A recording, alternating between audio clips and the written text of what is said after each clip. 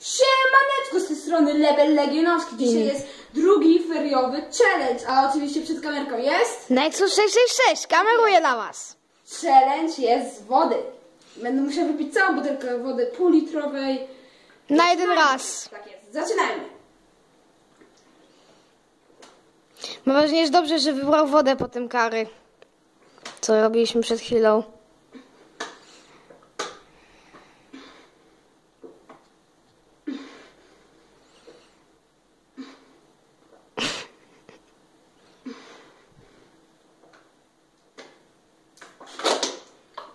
No niestety nie udało mi się wypić. Wypiłem więcej niż pół. No, teraz widzicie, nachlapało. Nie udało się, niestety. Nachlapało, widzicie, trochę mi nachlapało się. Widzimy, jak się nachlapało.